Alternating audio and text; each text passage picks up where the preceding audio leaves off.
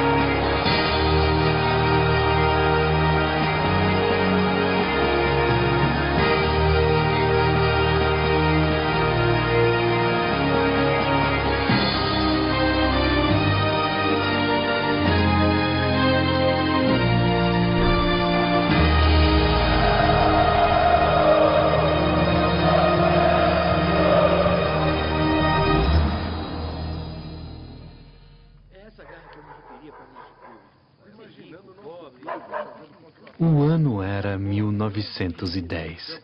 O bairro, o Bom Retiro, em São Paulo. O dia, 1º de setembro. Uma quinta-feira de trabalho. Por isso, Joaquim Ambrósio e Antônio Pereira, pintores de parede, Rafael Perrone, sapateiro, Anselmo Correia, cocheiro, e Carlos Silva, trabalhador braçal, só puderam se reunir depois do batente, já à noite, sob a luz de um dos muitos lampiões a gás que iluminavam as ruas da cidade naquela época.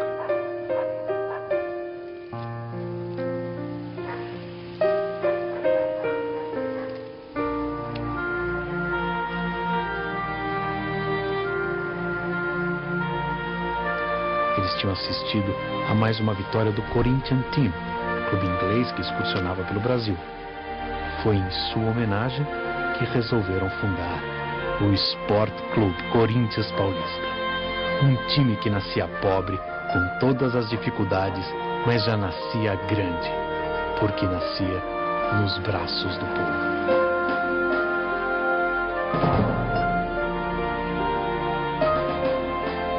O Corinthians nasce como um clube varziano, não tinha meio termo naquela época. Ou era o tal futebol oficial, ou era o futebol varziano.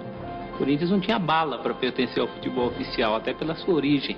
O Corinthians, para entrar no futebol oficial, ele precisava abrir mão de algumas condições de nascimento, né? Ele nasceu num clube de bairro, ele nasceu num clube de imigrantes, um lugar de gente pobre. Assim ele permanece até 1913, quando, depois de muita luta, ganha a chance de disputar uma vaga no Campeonato Paulista daquele ano. Em seu primeiro campeonato oficial, o Paulista de 1913, o time termina em 4º lugar. Mas já no ano seguinte, 1914, enquanto a Primeira Guerra Mundial começa na Europa, o Corinthians ganha seu primeiro título, invicto, com 10 vitórias em 10 jogos. E em 15 foi para a Liga, foi convidado para participar da Liga. Só que esse convite da Liga dos Ricos trouxe um prejuízo. Em uma jogada muito bem ensaiada pelos clubes da elite, o time fica fora do campeonato da Liga Rica e seus jogadores se espalham pelos outros clubes. Se esses jogadores não voltam para o Corinthians em 16, junto com toda essa crise financeira, com toda essa complicação que se criou, o clube corria um risco de desaparecer. De certa maneira, o Corinthians é a vitória do povo. É dessa época que surge quase que um mito corintiano do clube que venceu desafios, do clube que foi capaz de superar todas as dificuldades que a gente pode imaginar.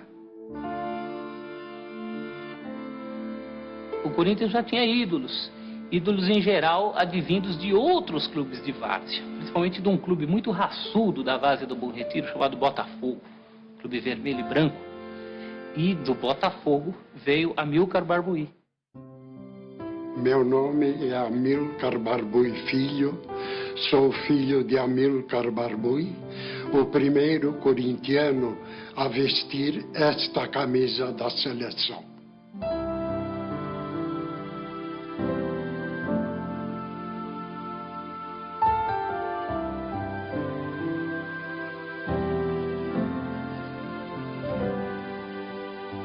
Ele era elegante, calmo, desarmador por natureza, jogava sempre com um lenço branco na mão.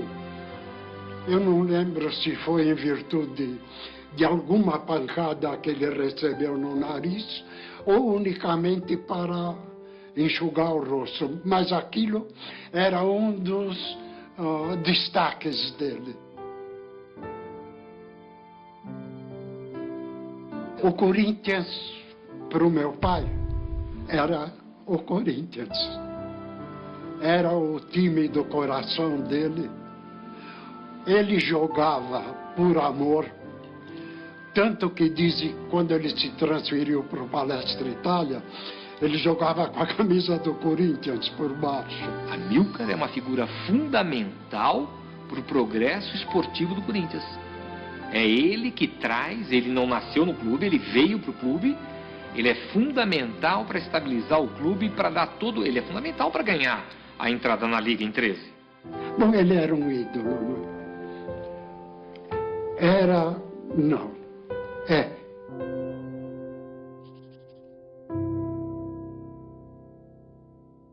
O Neco está tão ligado à história do Corinthians, mas tão ligado à história do Corinthians, que ele deu o dinheiro para o Corinthians comprar a segunda bola de sua existência. Eu dei uma bola até meio usada, já, que era do meu time lá, que era do Fluminense, o time no Bom Retiro.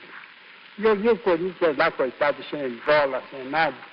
E eu então tinha uma bolinha boa ali, e eu deixei de jogar no Fluminense, porque tinha que jogar no Corinthians, e dei aquela bola de presente para o João da Silva. São 17 anos a serviço do Corinthians. Não por acaso ele ganhou uma estátua, ganhou um busto de bronze, que desde 1929 enfeita os jardins do clube. O Neco é o primeiro atleta símbolo do Esporte Clube Corinthians Paulista. Pela sua técnica também, jogador de seleção brasileira, campeão sul-americano em 19 e 22, num tempo em que o campeonato sul-americano tinha o peso de Copa do Mundo. Ele era um homem que ia buscar uma bola na defesa, driblava 1, 2, 3 e entregava.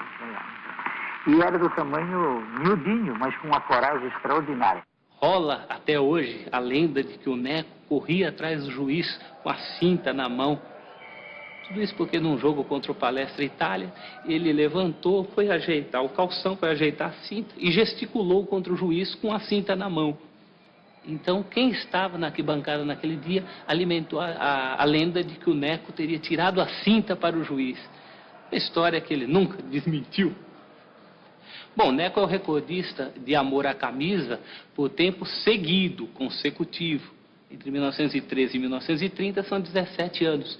Mas aquele que mais vezes vestiu essa camisa aqui, até porque no período em que ele jogava havia mais jogos, foi o Vladimir.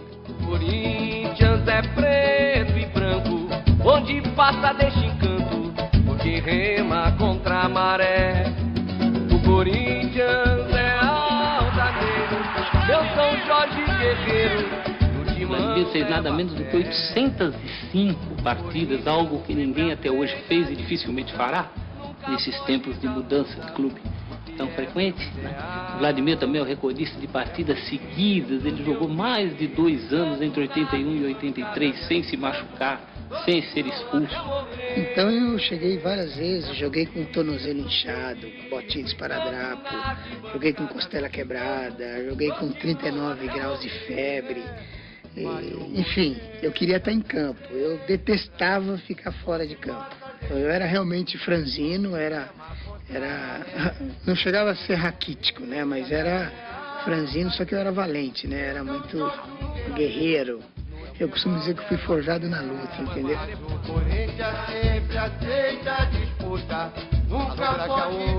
Eu me sinto parte da entidade, é isso.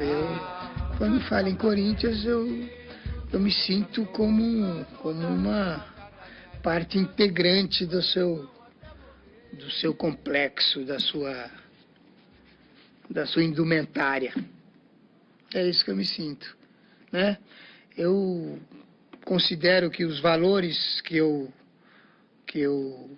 tenho de vida, eu aprendi no Corinthians, né?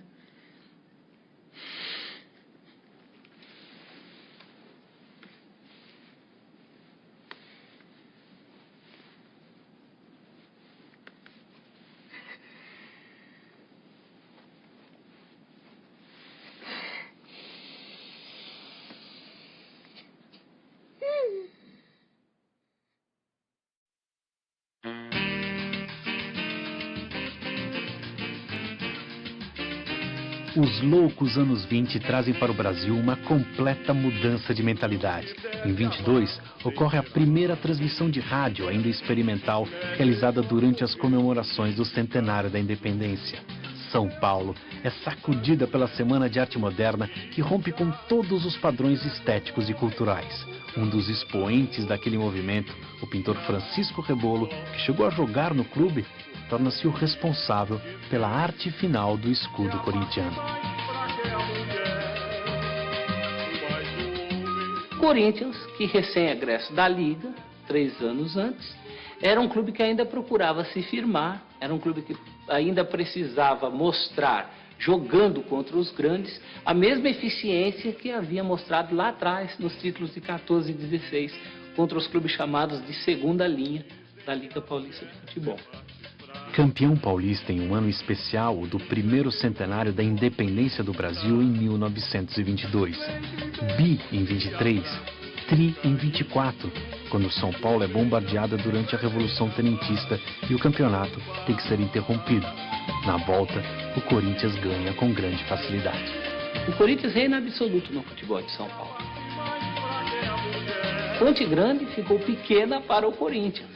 A diretoria, na figura do presidente Ernesto Cassano, foi visionária em 1926 para a compra de um terreno no Parque São Jorge.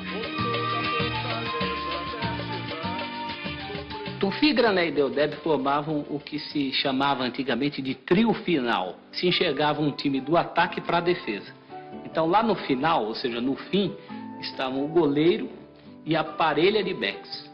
O goleiro era Tufi, a parelha de backs, né, Grané e Deodébio. Esse era o trio final, não só do Corinthians, mas da seleção paulista.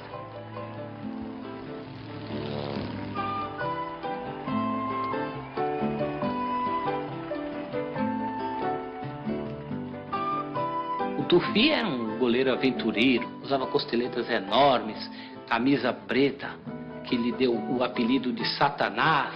Teve uma vida boêmia, era um jogador galã, dizem um emérito defensor de pênaltis, dizem Tufi, que morreu muito cedo, né, numa pneumonia dupla, teria evoluído para tuberculose, teria morrido enterrado com a própria camisa do Corinthians. À sua direita jogava o Grané, Pedro Grané.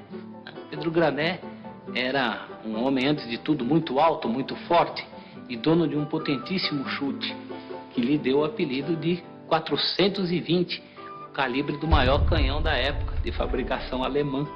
Diz a lenda que o chute do Grané era capaz de entortar munhecas de goleiros. E o Deodébio era conhecido mais pela regularidade, um zagueiro que depois se tornou símbolo do corintianismo.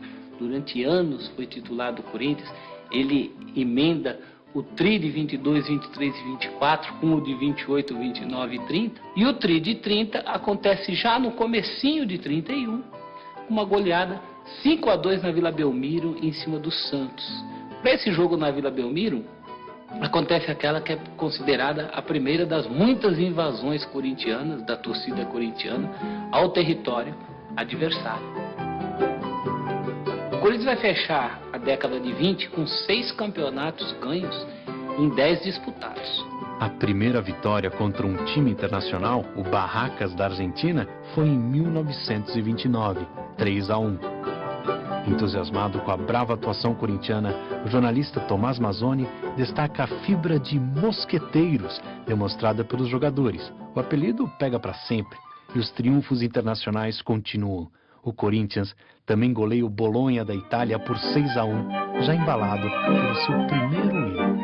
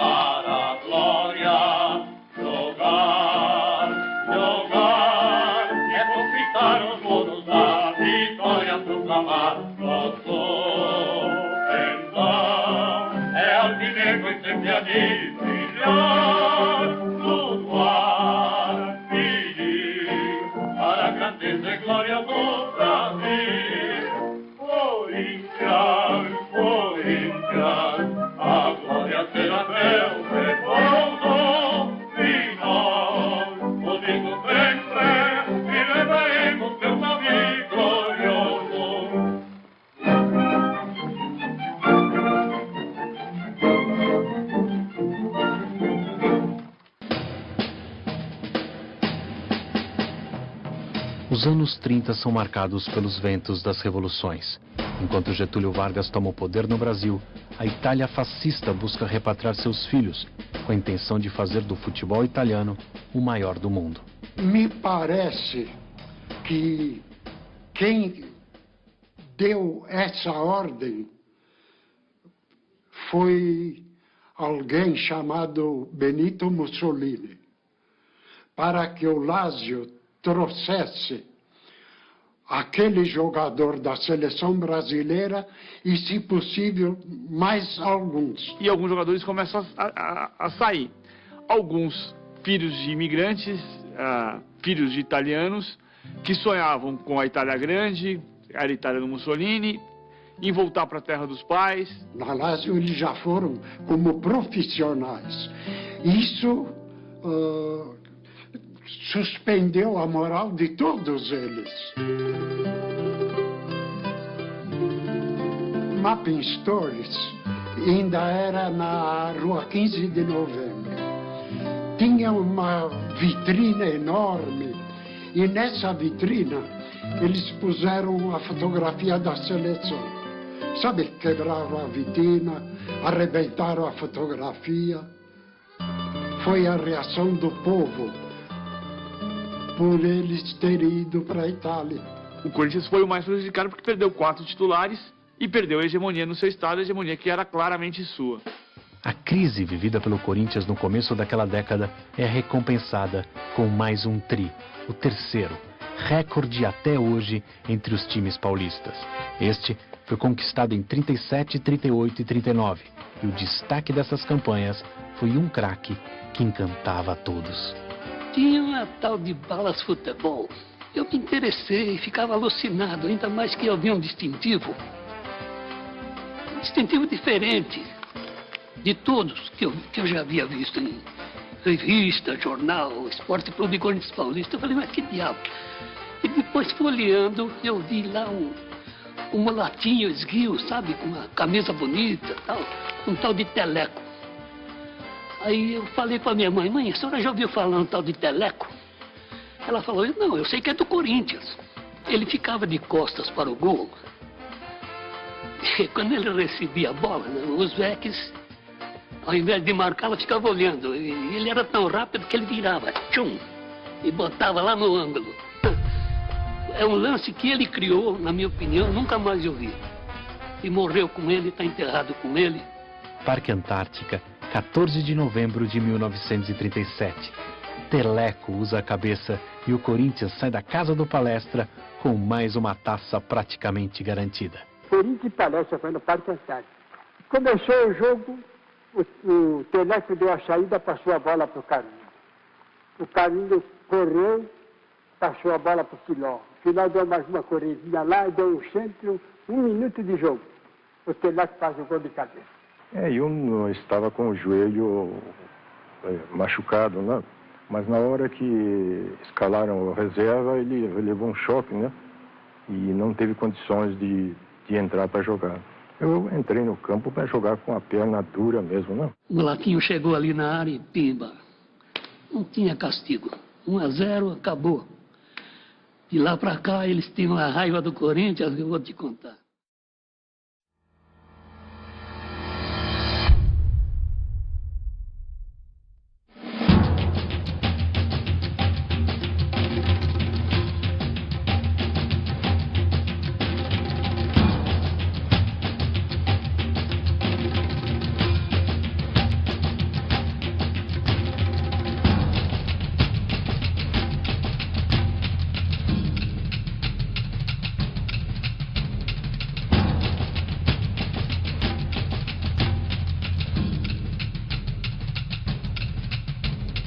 Essa rivalidade que eu acho que já vem lá de 1910, 1912, né? Quando foi fundado os times, quando houve aquela... se desligaram, isso já existe. E o bom que o futebol é isso. O futebol te traz essa incerteza. Você não sabe se vai ganhar, se vai perder, se é favorito, se não é. Eu acho que a rivalidade é importante para o futebol. Bom, diz uma lenda que o Palmeiras é uma dissidência do Corinthians. Palestra Itália, hoje Palmeiras, fundado em 1914, o Esporte Clube Corinthians Paulista de 1910. Não é bem assim. O que acontece entre Corinthians e Palmeiras é um grau de parentesco. No primeiro jogo do Palestra, em Votorantim, em 1915, nada menos que metade do time é formada por jogadores que também jogavam no Corinthians. Algo muito comum até hoje na várzea. Você joga para um time do bairro, passa um caminhão que vai jogar em outro bairro, você vai lá e empresta seu serviço. Quando a coisa ficou séria, quando Corinthians e Palmeiras começaram a brigar pelo mesmo pedaço de queijo, pelo mesmo campeonato, aí teve que se tomar uma decisão. O Corinthians sempre foi diferente. A gente ia jogar contra o Corinthians, existia mais repórteres durante a semana, os torcedores vinham mais, os torcedores até alguns falavam: olha, nós podemos até perder o campeonato, mas não pode perder do Corinthians. O preparo era diferente, a semana era diferente. O olhar do torcedor pra gente era diferente. Pô, é agora, hein? Poxa, é agora, hein, Ronaldo? Agora tem que ganhar desse cara. Porque o palmeirense corintiano tem aquela, né, aquele sarro, né, de um tirar do outro, aquelas coisas todas. É coisa antiga, né? É do porco, é do gambá. Isso aí foi em 79, né? Praticamente já na minha chegada em São Paulo, né, aquele clássico, né? Corinthians e Palmeiras, né? E semifinal, né? Que a gente tinha que tirar o Palmeiras para ir para a final com a Ponte Preta.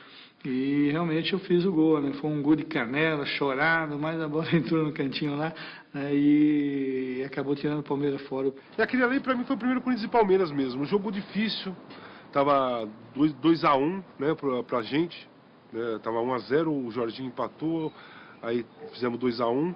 Jogo difícil, o Luiz Pereira, o zagueiro do Palmeiras, e descia. Aí o seu Mário gritava do banco: marca, vai junto com ele, desce pra marcar com ele. Aí o Luiz Pereira desceu, fui uma.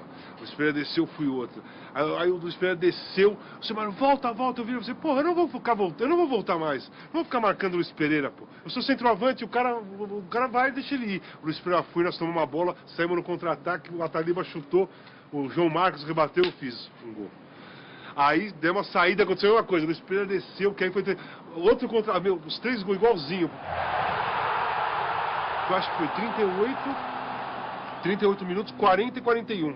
E eu fiquei puto com ele, falei, não vou marcar o Luiz Pereira porra nenhuma, e acabei fazendo os 3 gols em cima, no buraco que o Luiz Pereira deixou. Eu respeito muito o Palmeiras, mas cada vez que eu ganho do Palmeiras eu fico muito contente. Eu acho que a rivalidade é importante para o futebol. Mais uma rivalidade em que você possa ir lá, torcer, sair contente, sair triste, mas que não exista mortes, como a gente tem visto, né? Isso aí eu acho que não é o esporte, não é legal. Bom, pelo jeito ele vai bater direto, né? Não tem nem barreira, hein? É o que ele faz, Veloso!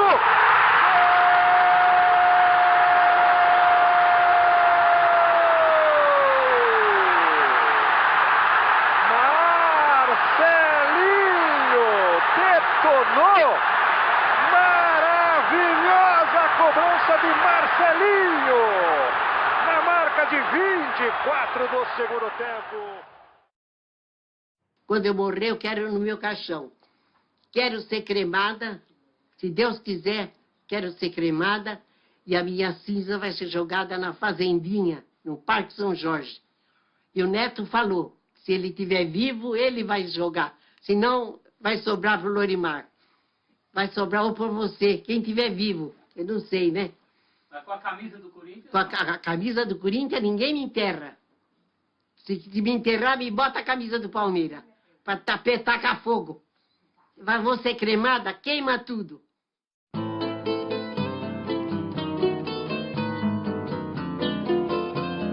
São Paulo já não podia parar.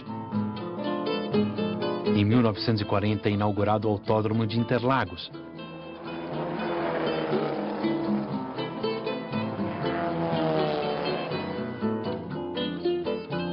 E no mesmo ano surge o Pacaembu, concebido no vale de mesmo nome, que parecia ter sido criado especialmente para abrigar o estádio.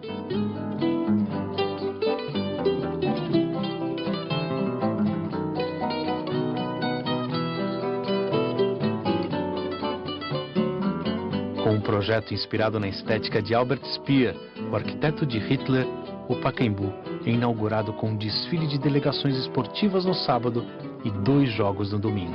Em um deles, o Corinthians vence o Atlético Mineiro, 4-2. Após a inauguração do Pacaembu, os clássicos se realizam no estádio municipal, mas os jogos de média e pequena importância, o Corinthians continua mandando no Parque São Jorge.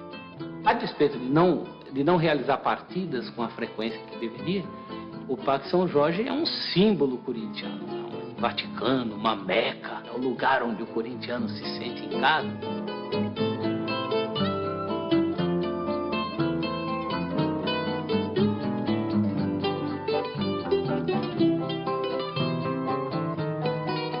Tem a biquinha de água que já estava no Parque São Jorge quando dá compra do terreno. Dizem que quem bebe a água da biquinha vira corintiano para sempre.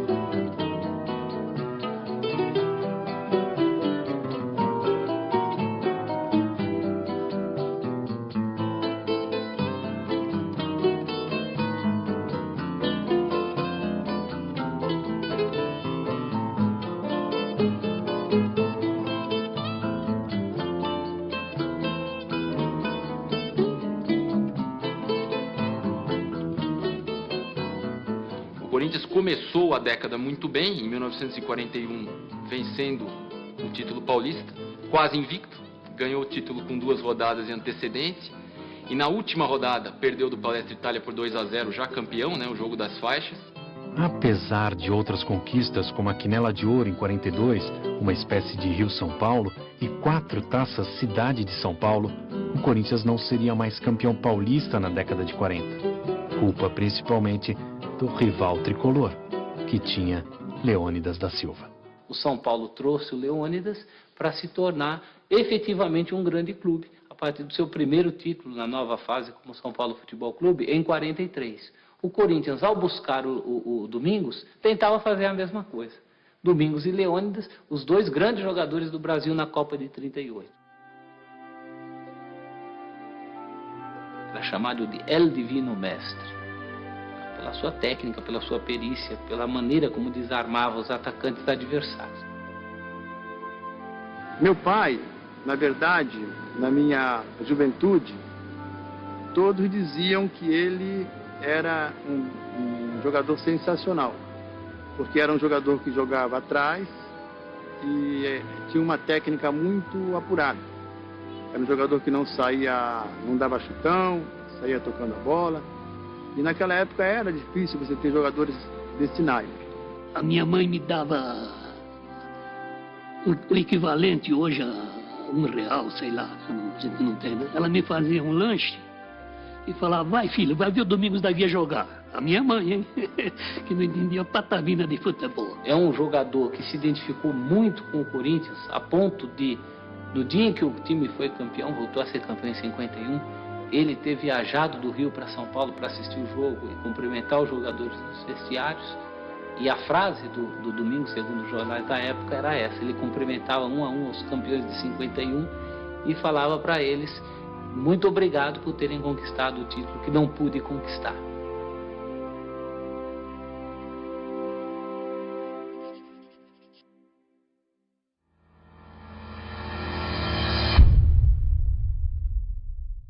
São Paulo é o que tinha um espinho guardado também, engasgado com nós, e nós também tínhamos com eles, né? Nessa época de São Paulo, de 77, eu joguei 5 jogos com São Paulo, os 5 jogos eu fiz gol. Eu sei que acho que 2 ou 3 nós ganhamos de 1-0, e o outro foi de 2-1. Mas entrava Valdir Pérez, eu fazia gol. Entrava Toinho, eu fazia gol. Voltava Valdir Pérez, eu fazia gol.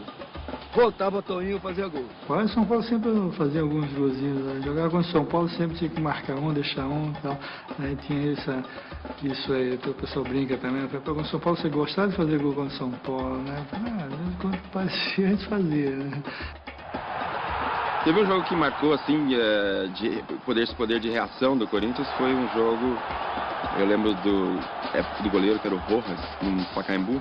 Nós estávamos ganhando de 2-0, o Corinthians fez aí nós estávamos praticamente com o jogo dominado, o Corinthians fez um gol, não faltava muito tempo, e aí aquele Pacaembu realmente foi, não sei se tinha apoio de torcidas, mas naquele jogo tinha muito mais torcedores do Corinthians, e aí a gente viu que a coisa perdeu de controle, porque virou uma loucura, não tinha mais tática o time dele, então ficava mais imprevisível e era mais a coisa da força. E empataram, e se tivesse mais tempo, acho que a gente perderia aquele jogo. Foi assim, mudou o jogo em 10 minutos, né? Nós jogamos mais de 80 minutos dominando e quase com a certeza de ganhar, de uma hora para outra aquilo reverteu, que acho que é uma característica essa do Corinthians.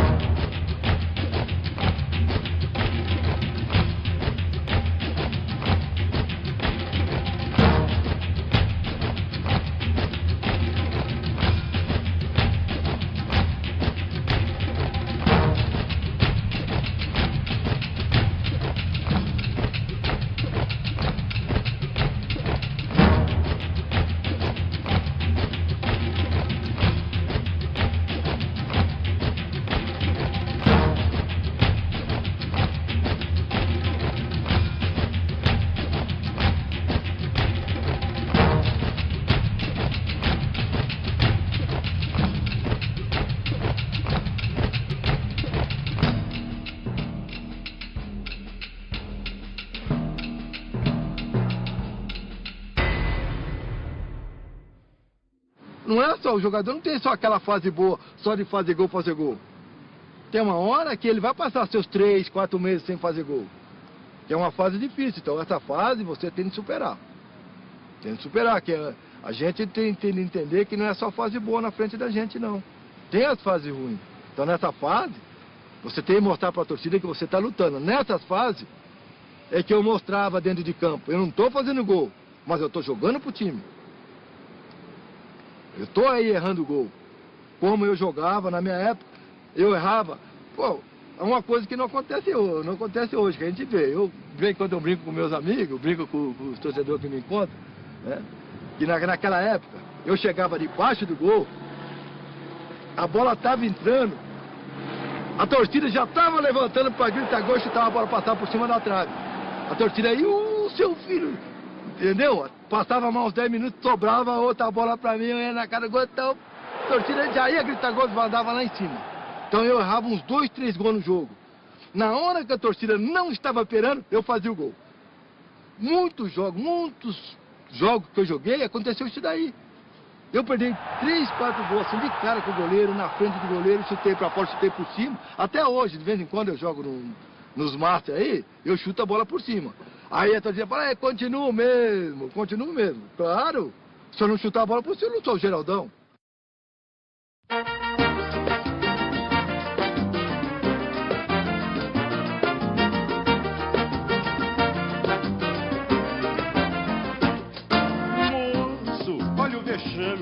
Na virada de 1949 para 50, começa uma reformulação do Parque São Jorge. Vocês querem renovar? Então nós vamos trazer o Luizinho, o Colombo, o Roberto, o Cabeção, o Idário.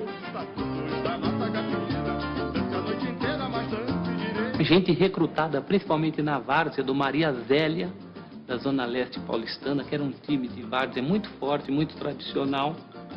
E com essa base, o Corinthians vai dar uma guinada na década de 50. Prejudicando hoje o bom crioulo de amanhã. Será que extensamente censurado? Se balançar o corpo, vai para mão do delegado.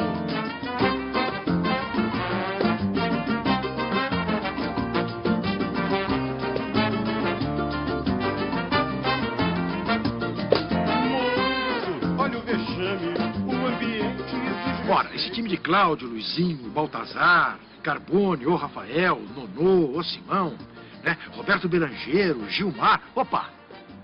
Eram jogadores todos de nível de seleção brasileira. Era um baita de um time, né? Como poucas vezes o Corinthians teve tanto jogador, né? Capaz de servir a seleção brasileira. Cláudio, Luizinho e Baltazar formam a Santíssima Trindade corintiana. Não é à toa que aqui nos jardins do Parque São Jorge há um busto para cada um.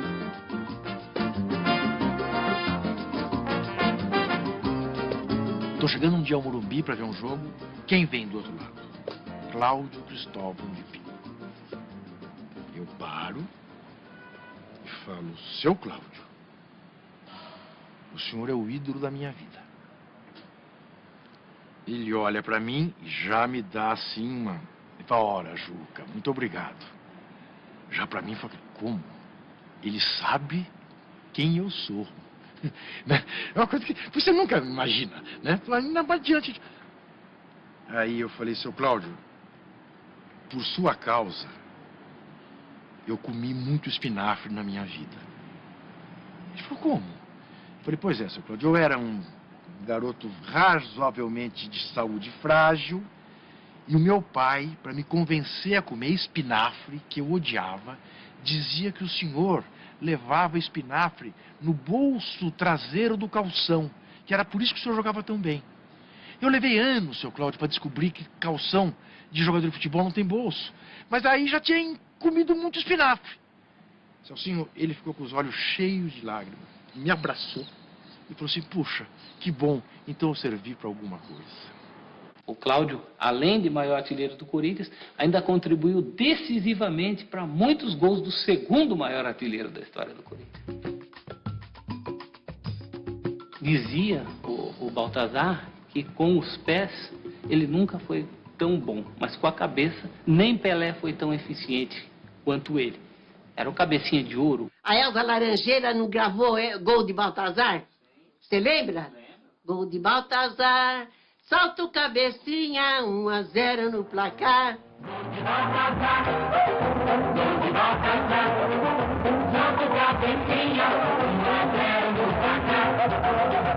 Eu subia mais primeiro do que eles. Eu subia primeiro do que eles.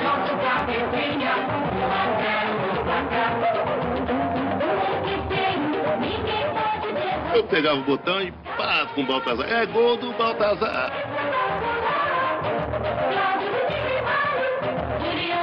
Baltazar ganhou o concurso de popularidade, o craque mais querido do Brasil. Ele ganhou um automóvel. O automóvel dele pegou fogo, a torcida fez questão de dar outro carro para ele.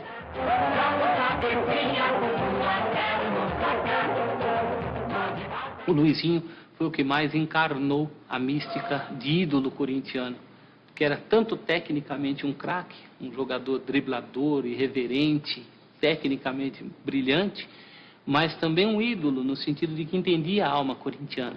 Ele desrespeitava o adversário. Dentro da qualidade técnica que ele tinha, ele sabia que ele fazia com a bola coisas que nenhum outro fazia.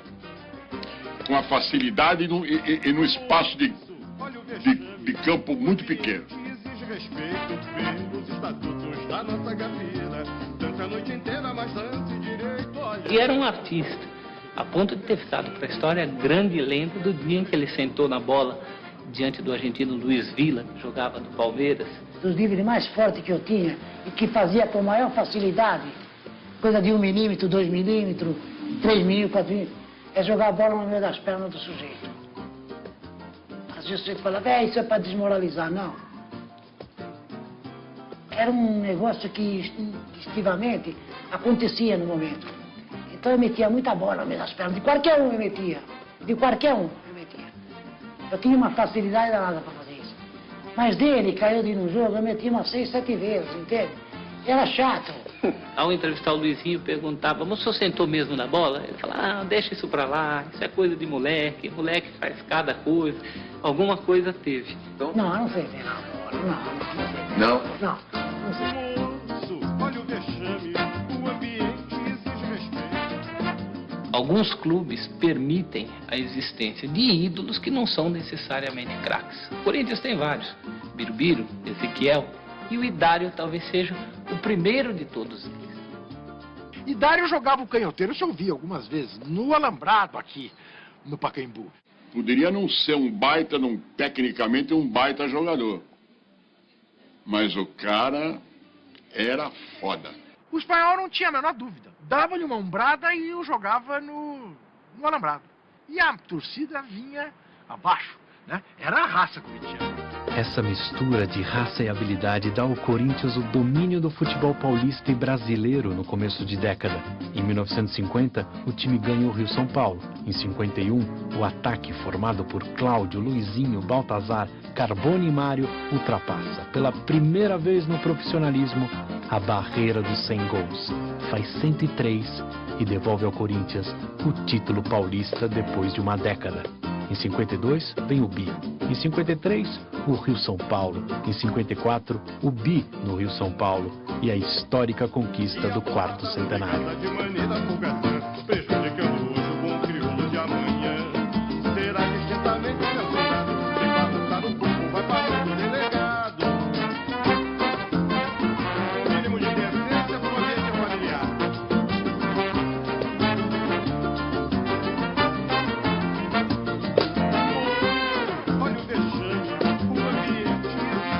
No primeiro jogo de sua história fora do Brasil, em 51, o Corinthians goleia um combinado uruguaio por 4-1. Em uma excursão à Europa, em 52, passando pela Suécia, o time é recebido pelo mesmo Rei Gustavo, que 6 anos depois entregaria a Taça do Mundo à seleção brasileira campeã da Copa de 58.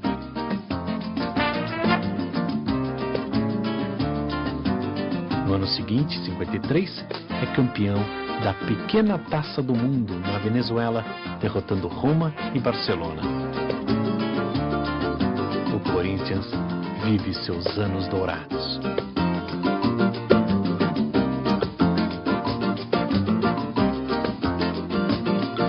Será distintamente censurado. Se balançar o corpo, vai para a mão do delegado.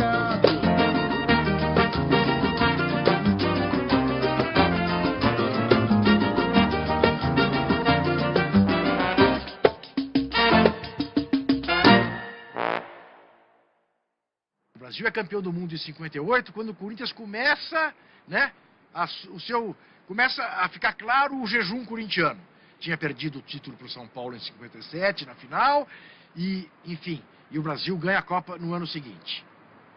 Mas vamos lembrar, o Brasil só é tricampeão do mundo porque a escalação começa em 58 com Gilmar dos Santos Neves, goleiro do Corinthians, e termina em 70 com Roberto Rivelino, né? Grande ídolo do Corinthians. Tá aqui a chave. Nunca ninguém se dá conta disso, mas é óbvio. Não me venham de Pelé, de Garrincha. Essa gente foi importante. Didi, são bons coadjuvantes. De Gilmar, que segurou lá atrás, e de Rivelino, que fechou a contagem lá na frente. Os piores anos do jejum corintiano de 58 a 74 coincidem com o auge do Santos e de Pelé.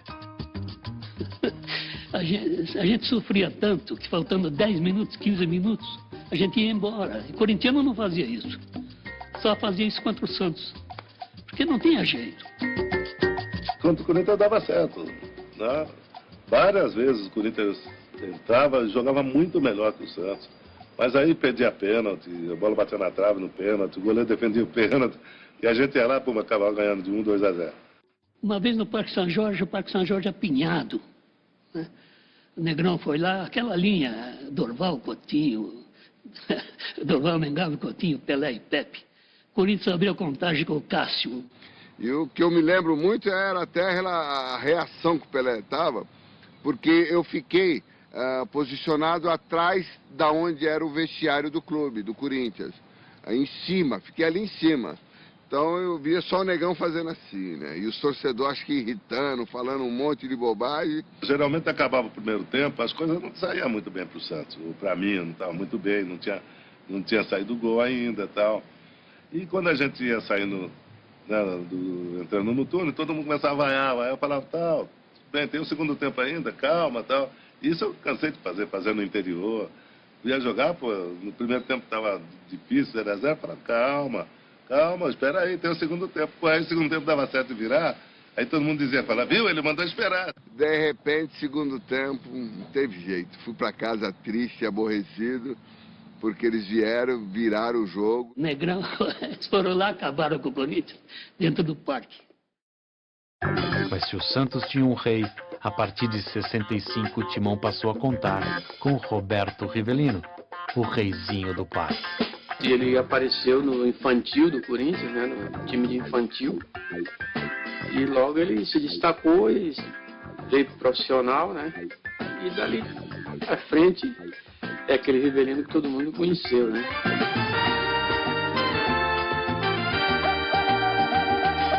Não, o River era um jogador muito agitado, ele muito agitado, né? Gostava de agitação, de falar.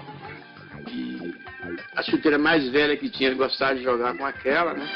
E é com Rivelino em campo que o Corinthians enfim se vinga de Pelé e quebra o tabu de 11 anos contra o Santos.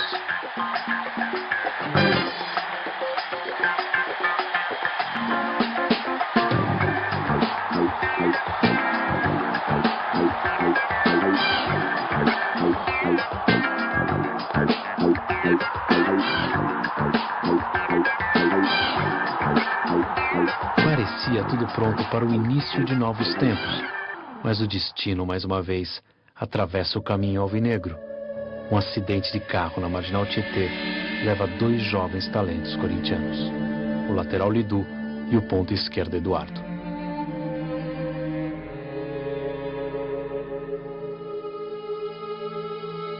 E aquilo foi uma perda irreparável. Como jogadores, como pessoa, como ser humano, você entendeu? Aí o clube caiu, a equipe caiu muito.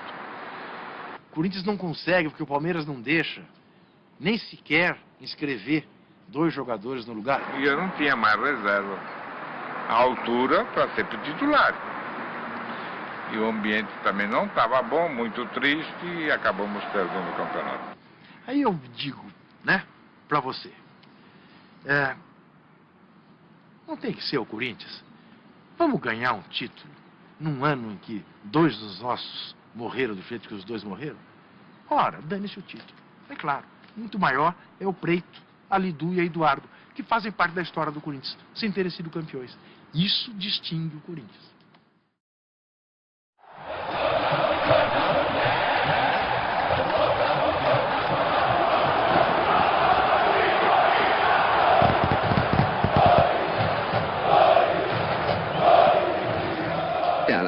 Gaviões da Fiel nasceu, primeiro, da vontade de um grupo de torcedores que toda vez sentava junto, não tinha torcida organizada. Então foi na garagem da casa do meu avô, lá na Alameda Santos, que em 1969 a gente se reuniu, os 12 fundadores, nos reunimos a primeira vez, para decidir como que a gente ia formar essa torcida organizada e que nome ela teria.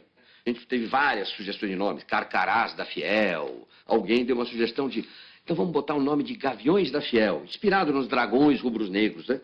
Porque o gavião representa independência, força. Não tinha ideia que um dia a Gaviões fosse tornar o que ela se tornou. Eu acho que eu me orgulho de eu ter começado um movimento, que depois o povo, né, quem fez a Gaviões foi o povão da periferia, não foi o Chico Malfitani, o Igor, não, foi o povão mesmo, o povão corintiano da periferia que fez esse movimento. Então mostra a capacidade que o povo da periferia, o povo tem de se organizar, de fazer um movimento. A gente tem hoje 87 mil sócios, né, desde os primórdios de 1969, e hoje a gente tem a gente é uma grandeza, né? Assim, eu costumo dizer que aonde o Corinthians estiver, o Gaviões vai estar lá. O objetivo da Gaviões da Fiel nunca foi a guerra física, era a guerra do ponto de vista das ideias. Tanto que na época, quando começou a campanha da anistia, Gaviões foi na Gaviões que se levou pela primeira vez uma faixa pedindo anistia ampla, geral e restrita num evento público. Não existe um prazer, alguma coisa que me dê mais prazer do que você gritar um gol do Corinthians ali no estádio, num jogo Corinthians e São Paulo, uma final de campeonato, sabe, quer dizer, aquela paixão de se abraçar o desconhecido do teu lado, o cara suado, tá fedido, eu também tô fedido, o cara tá cheirando a alho, entendeu? Você abraçar o cara, ai, irmão, quer dizer, chorar, vibrar, então...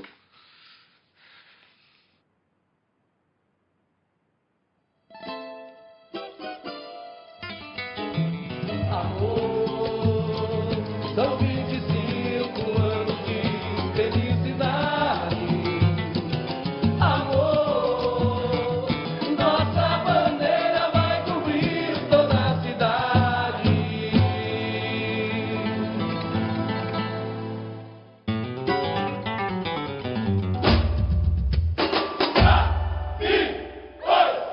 Me deu mão, me abraça, viaja comigo pro céu. Ô campeão, levando a taça, com muito orgulho pra delírio da Fiel. Me deu mão, me abraça, viaja comigo pro céu. Ô campeão, levando a taça. E a gente tem o nosso segmento do Carnaval, que também é um segmento muito especial, né, que todas as pessoas que já passaram por aqui, que estão aqui até hoje, já conduziram isso também com amor, para mostrar para o corintiano no mundo inteiro que a gente consegue fazer uma festa bonita para homenagear o Corinthians. Né? Então, assim, a partir do momento que a gente está dentro do sambódromo desfilando, a gente está representando o Corinthians, a grandeza da torcida. É inexplicável, assim, não consigo entender. Eu, assim, não sei se é certo ou errado, mas eu comparo ao amor que a gente tem por um filho. Eu sou mãe e eu faço essa comparação. Cada qual no seu lugar, mas é a mesma comparação, é o mesmo amor. É complicado, assim, de explicar com palavras. Realmente é esse sentimento puro. Te amo de verdade, vou te levar pro infinito. Vai, Corinthians!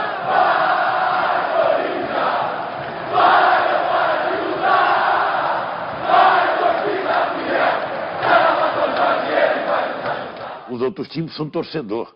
Um corintiano é militante. Ou seja, ele acredita mais, ele briga mais. Ou seja, ele não é Corinthians quando é campeão. Ele é Corinthians quando perde, ele é Corinthians quando empata, ele é Corinthians quando ganha. Ou seja, nós, na verdade, nos sentimos a razão de ser do Corinthians. A torcida do Corinthians joga, as outras assistem. O Corinthians joga, as outras empurram.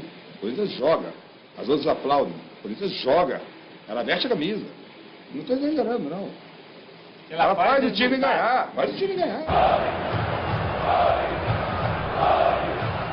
Sem desrespeitar as outras, que quando podem, ajudam. Mas a do Corinthians ajuda mais.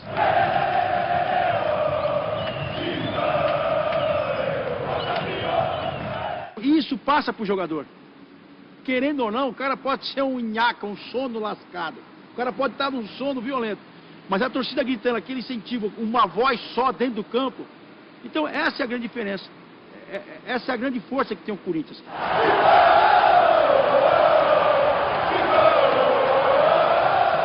Por isso que o corintiano tem que chegar cedo no estádio. Até todo mundo colocar, tá dura meia chuteira, tá dura meia chuteira, tá dura meia chuteira. Isso não pode demorar muito, senão o jogo começa e está sem os jogadores.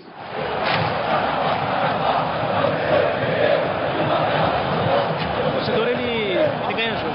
Principalmente o torcedor corintiano que não para de cantar 1 minuto durante os 90 minutos. Mesmo com o time no sufoco ou perdendo, o torcedor tá lá cantando, né? Isso sim é torcer, isso é amar um clube, isso é amar os jogadores. Essa é a diferença do Corinthians com os outros clubes. É uma torcida fabulosa, são os malucos mesmo, né?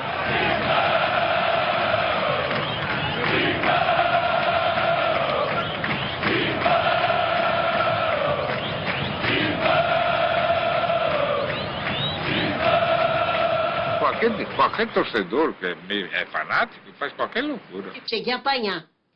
Corinthians e Ponte Preta, eu apanhei. Levando, eu não tenho vergonha de falar, mas eu dei também. Dei uma no saco do cara. Eu não podia com a mão, foi com o pé. Mulher com 20 anos para ter nenê e tem que sair no meio do jogo correndo porque começou o trabalho de parto, então tudo... Corintiano é diferente mesmo. Tem gente que passa fome para pegar um dinheirinho para juntar e para ir pro Corinthians, pro jogo. Para onde o Corinthians for. Eu agora mesmo com o presidente, eu vejo pela internet, ou seja, um tempo dentro o Corinthians jogou, eu estava num país, era 3 horas da manhã, sabe, deixei ligado para assistir o jogo. Você não viu eu no estádio, meu filho, você precisa ver eu no estádio. Eu escandalizo até a mãe que está morta. É mole, não é mole não. Uma vez um rapaz ficou 3 dias na porta do hotel para ganhar uma camisa do Corinthians. Quando nosso diretor conseguiu uma camisa para ele, ele chorava. Eu estava na arquibancada. Eles paravam de gritar Corinthians e eu olhava para cima, assim, porque eu ficava sempre no cano, em primeiro lugar. Cambada de viado, filhas da puta! Vamos gritar Corinthians! Eu viajo 400 quilômetros de ônibus ou com os colegas meus para vir aqui para fazer essa história. Eu quero participar da história do Corinthians. Eu faço parte do Corinthians. Eu amo o Corinthians. A minha vida é o Corinthians. Minha mulher me falou um dia, eu vou te abandonar. Você abandona, mas eu não abandono o Corinthians. Eu não abandono o Corinthians. Tem milhões de mulheres no mundo. Se me abandona hoje, eu procuro outra amanhã. Mas o Corinthians é um só. Eu amo o Corinthians. E esse amor ao Corinthians teria sua expressão maior em uma tarde de muita chuva, 5 de dezembro de 1976.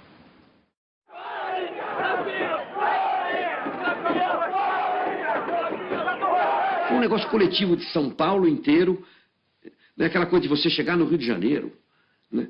E olhar a Copacabana e ver os caras de calção de lã amarrado com corda, em Copacabana os carioca, aquelas cariocas toda bonitinha, olhando aquele bando de loucos, né? Tocando tambor, comendo frango com a mão.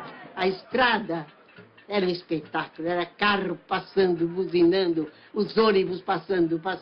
E chegou lá no Rio, já viu, né? Quem manda é nós. Quando o Corinthians entrou no Rio, acabou todos os... bebida, sanduíche, acabou tudo. Você não sabe o que eu vi de arte com a bandeira do Corinthians, 5 horas da manhã. Corre indo lá pro estádio. Eu falei, mas o que é? Mas eu chorei tanto.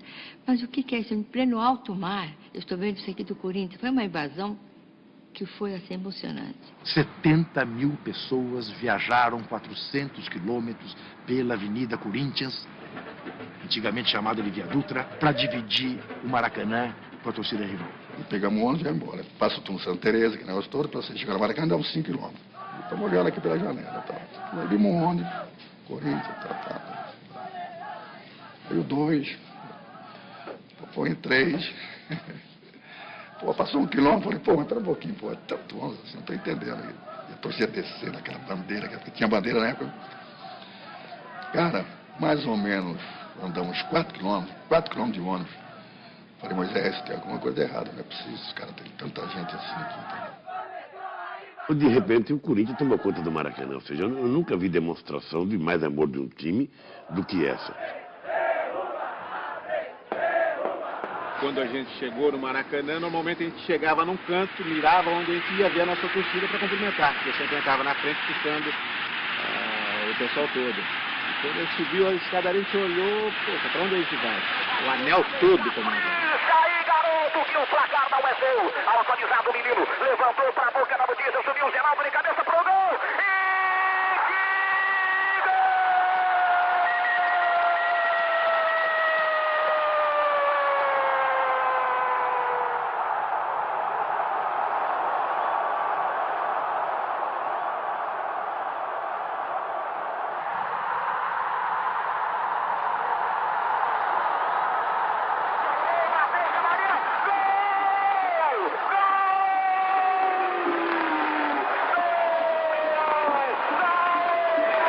E aquele momento para mim foi assim, eu diria quase no mesmo nível de ter sido campeão em 77.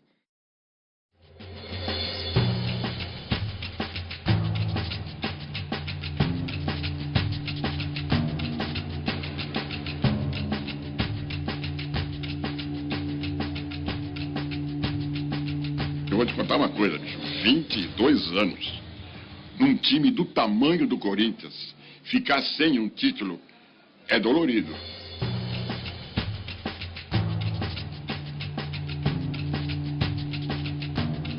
Você vê naquela torcida, o semblante da torcida, né? Porque quando se paravam os Morumbi, você descia e tal, o pessoal vinha, pô, pelo amor de Deus, né? Cara chorando, volta. Então você via que era um sofrimento, né? E a gente estava junto naquele sofrimento. A equipe estava mais ou menos centrada para aquele campeonato. A gente se cobrava e a gente sempre achou que dava. Porque o nosso time, apesar de não ser um time técnico, né? Era um time de muita força, era um time de muita vontade e, com sinceridade, a torcida nos arrastava. Você sabe que a gente não queria jogar com a Ponte, né?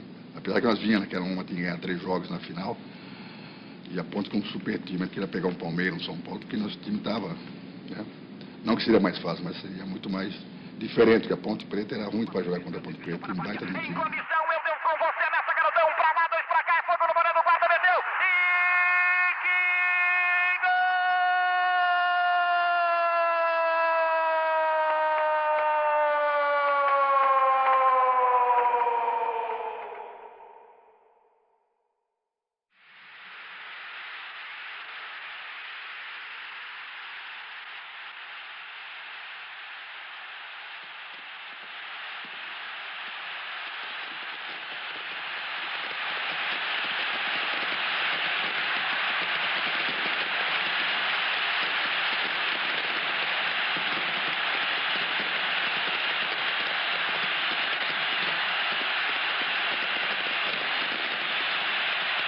O Morumbi sempre 46 mil pessoas.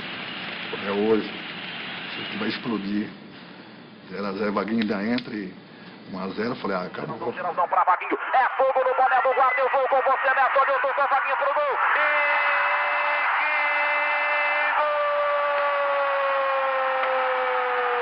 Aí deve essa infelicidade, né? Tomar aqueles 2 gols. Expectativa, correu, bateu pro gol. Gol! Do meio da avenida sobrou o rebote, a Rui Rei olhou, tocou pro gol. Gol!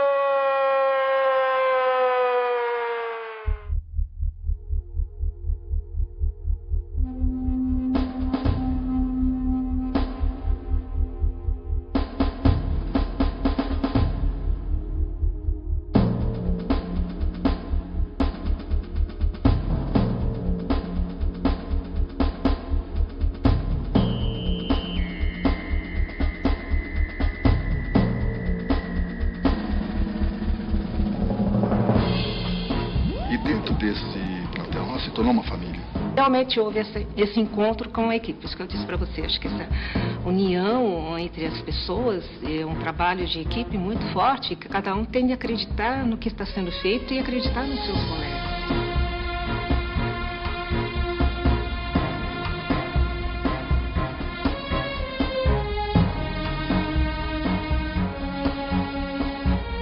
Brandão, por exemplo, foi para mim um dos célebres, uma pessoa importantíssima naquela conquista, pelas atitudes que ele tomou antes, né, da final. O treinamento. Foram 22 anos, 8 meses e 7 dias de espera. Mas finalmente, aos 36 minutos e 48 segundos do segundo tempo, o corintiano solta o grito preso na garganta. Pedaço, Zé Maria, confusão na boca do gol, tentou, Basílio de cabeça, tentou, Basílio.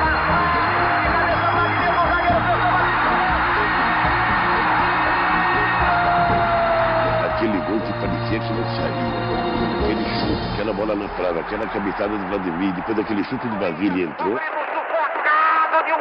O gol do Basílio veio na hora certa, veio no final, porque se veio um pouco antes podia dar mais complicação, né? E veio na hora certa e deu alegria a todos os corintianos. O torcedor corintiano ele tem que o coração vir na boca. Mas se não fosse assim, também não era o Corinthians. Concorda comigo? Não era o Corinthians, não era essa torcida. Essa torcida que, pra mim, é o maior orgulho que eu tenho.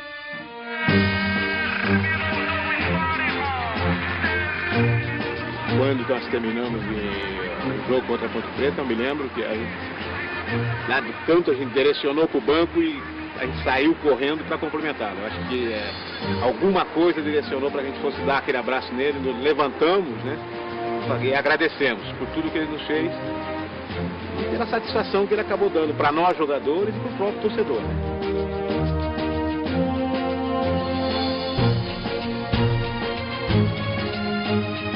Força dessa torcida, que para ele tinha uma coisa muito forte, e isso ajudou ele bastante. A torcida também ajudou meu pai muito nesse desafio. No final do jogo, é uma coisa que você, meu Deus, o que é isso? Foi uma coisa, todo mundo ficou louco. Para sair do estádio, ele falou, como é que eu vou sair daqui? Falei, minha irmã tinha um lenço, eu falei, sempre põe um lenço você. E fecha bem o paletó e a gente sai numa boa, né? E ele da mulherzinha que estava com... Eu dirigindo o carro, tonta que eu fui, né? Porque se alguém me conhecia, tá dirigindo o carro, me conhece. Aí ele estava atrás do banco, quando eu desço a rampa lá da... Ah, dona Marlene! Seu Vicente de mulher, seu Vicente de mulher. Ele tava... Foi uma coisa impressionante.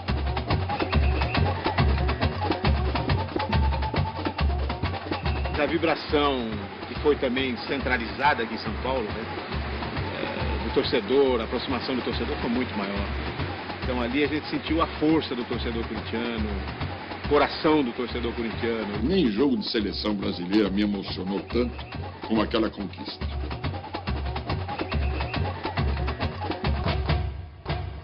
Então, cara, quando você para, aí a ficha cai, né? Falou, pô, cara, peraí, foi campeão pelo Corinthians. Corinthians, você é a nossa paixão mesmo.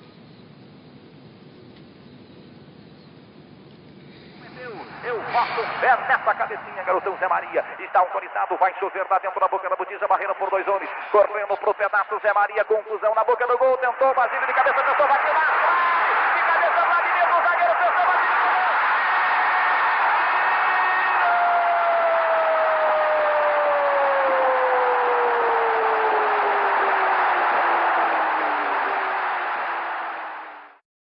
O Corinthians sempre arrastou multidões e sempre arrastou fanáticos pelo futebol, então não tem jeito.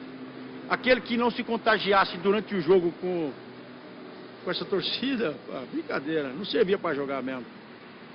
No timão, pelo menos no timão não servia. Então o Corinthians, o que eu falo que o Corinthians não é para qualquer um, é porque é isso. O torcedor do Corinthians gosta do Corinthians. Ele vai se apaixonar por você depois que você parar. Enquanto você está jogando no Corinthians, ele gosta do Corinthians. Pouco está se lixando se você é o Pelé, o Birubiru, o Casagrande ou o Sócrates. Joga, corre e luta. É o Corinthians que interessa. Então essa é a grande diferença. Essa é a grande força que tem o Corinthians. Por isso que o Corinthians consegue dessas arrancadas e mudar o jogo, virar o jogo, fazer a equipe crescer. E o jogador só tem que se entregar todo. Toma, tô aqui pro jogo. Eu tenho uma admiração pelo Zé Maria inacreditável, porque eu venho da geração do Super Zé. Eu sou o torcedor do Super Zé. Aquela imagem da final de 79, camisa branca do Corinthians contra a Ponte Preta, tudo cheio de sangue, do Zé Maria, foi em 79, não foi? Meu, aquilo é sensacional. Lá é típico, além de ser um cara absolutamente comprometido com a causa, né? Ainda tá sangrando, voltando à cama. Aquela imagem representa, o cara deu sangue pelo Corinthians. Meu, ganhou a torcida quer isso. A torcida do Corinthians quer que você deu sangue por ela. Pode ser literalmente, como foi o Zé Maria, tá? Mas pode ser brigando, cara. Acho que ali eu senti o torcedor lato, né? O ídolo é diferente do craque. O craque é o jogador de fino trato com a bola. O ídolo é mais que isso. O ídolo tem coração. Ainda mais num time como o Corinthians. Você pode discutir se o Idário, se o Zé Maria, se o Vladimir foram craques. Mas ninguém discute que eles foram ídolos. O ídolo é mais que o craque.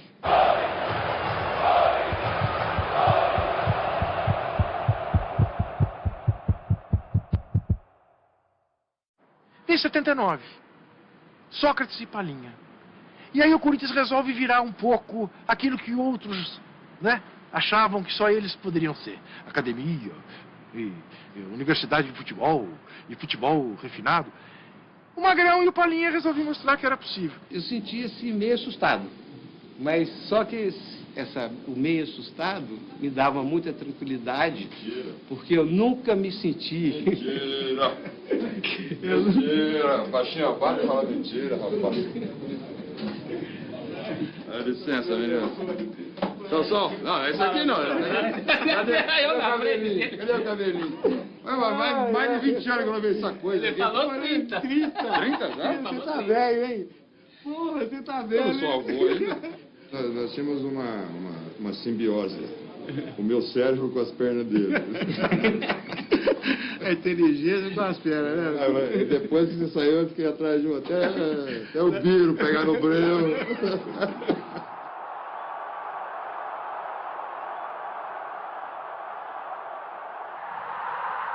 Eu fui o protagonista dos passos mais bonitos que eu dei na vida, ele não fez o gol. Aquele do Vai calcanhar? cavar pênalti. Ele mania de cavar pênalti. Que depois ele que Oswaldo ensinou ficou os caras bravo. de hoje. Todo mundo quer cavar pênalti hoje. O dia É todo. isso que eu falo. O Pelé fazia isso, era um gênio. O Palinha fazia a catinha. Sócrates, Palinha, penetrando Palinha, pode marcar, olha o Palinha, pode marcar, ô Sócrates, atenção, gol! E o Palinha lembrou as comparações das tabelinhas entre vocês com Pelé e Coutinho, né, Palinha? Eu lembro na época, teve essa Foi a imprensa, né, que falava, né, Tá bom, Pelé. Tá bom, Coutinho.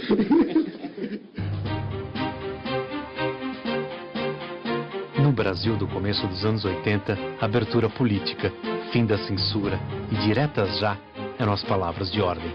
No Corinthians, democracia. A democracia corintiana. Era um momento muito importante, porque os jogadores ajudavam a decidir as coisas, os jogadores davam palpite, davam opinião. Ou seja, não era alguém mandando, era um coletivo decidindo as coisas. E foi um momento em que o Corinthians ganhou muita coisa. Então eu acho que a democracia corintiana foi um exemplo. Obviamente que os cartolas, sabe, falavam mal, que alguns cronistas esportivos que não gostavam da democracia falavam mal. A grande maioria da imprensa era contra a democracia corintiana, mas era a esmagadora maioria era contra. Isso é farsa, isso é bagunça, isso é justificativa para jogador faltar, para jogador não concentrar, para jogador beber. E ali nós juntamos um monte de gente que, se não tinha articulação política, se não tinha discurso político, Chamar- tinha sensibilidade política.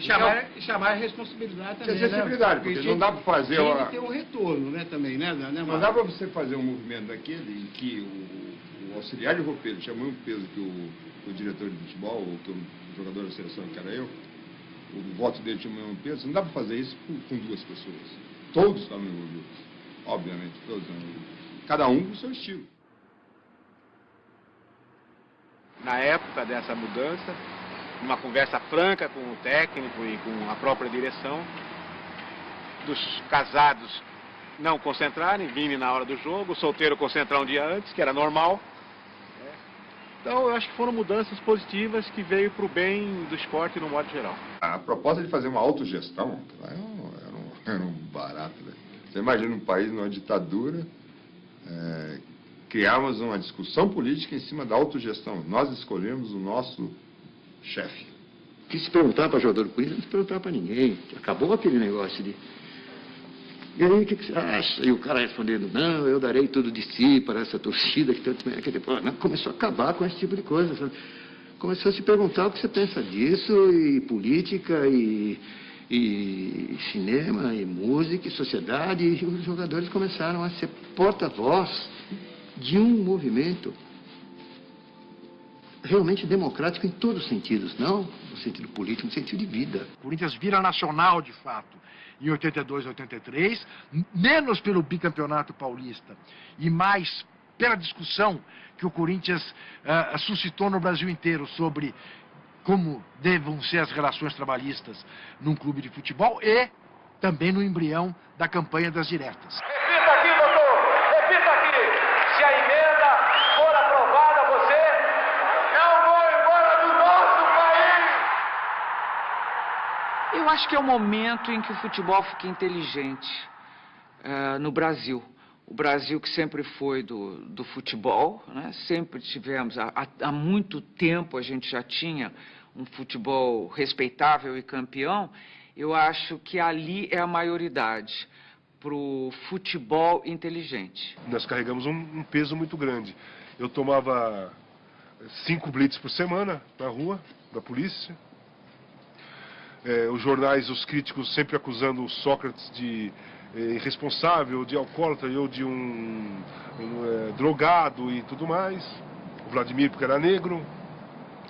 Eu acabei sendo preso no dia 23 de dezembro de 82, depois do Campeonato Paulista. 1000 ameaças, né, chegavam pra gente ali. Nós éramos 30 pessoas contra o mundo. As nossas armas estavam em campo. A democracia corintiana foi a participação do futebol, a participação do esporte na luta pela redemocratização do país.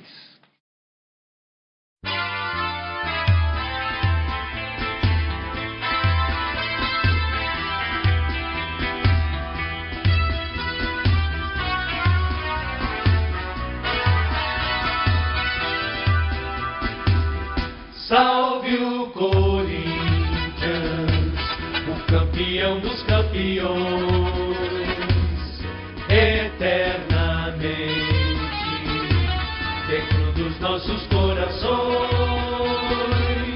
Salve o Corinthians, de tradições e glórias mil. Tu és o orgulho dos esportistas do Brasil. Teu passado é uma bandeira, teu presente uma lição. Figuras entre os primeiros do nosso esporte pretão. Corinthians grande, sempre altaneiro. És do Brasil, o clube mais brasileiro. Salve o Corinthians, o campeão dos campeões, eternamente dentro dos nossos corações. Salve o Corinthians, de tradições e glórias mil. Tu és o orgulho dos esportistas do Brasil. Depois de conquistar o Brasil com suas ideias, o Corinthians conquista, no fim dos anos 80, mais um título de centenário, o da abolição. Faltava ainda um brasileiro, que não demorou para chegar.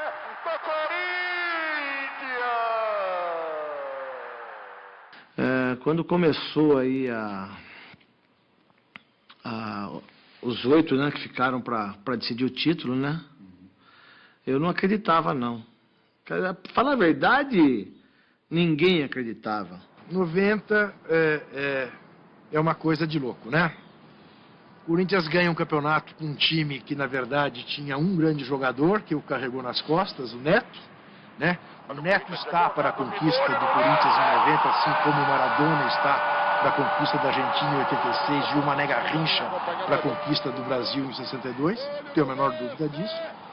E o Corinthians contra um São Paulo de Tele Santana, muito mais forte na final, depois de ter passado pelo Atlético Mineiro, que também era melhor, pelo Bahia, que também era melhor. Vem o escanteio cobrado do lado de cá, subindo o Giba, meteu no buraco do Corinthians!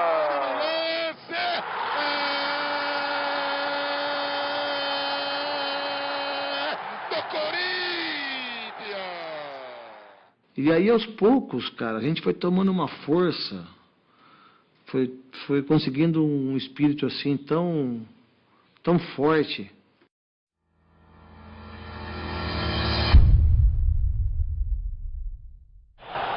O Corinthians vai tentar o seu primeiro título brasileiro.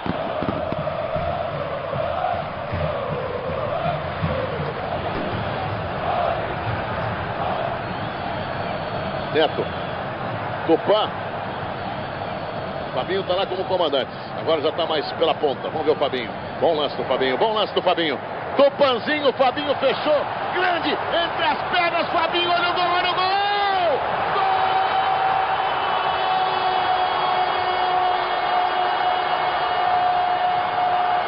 É um gol que marcou, né? Minha carreira. A história hoje. Eu sou conhecido também pelo esse gol, né? O primeiro gol do título.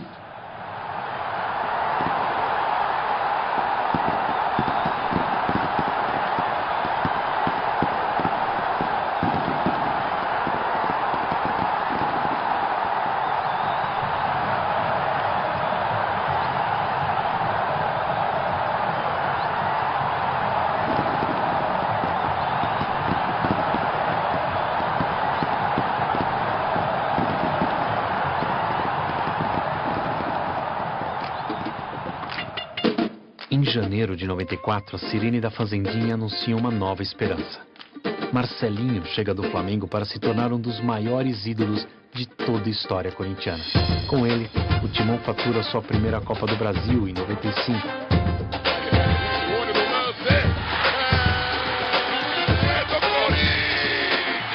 E é campeão paulista. Ano sim, ano não.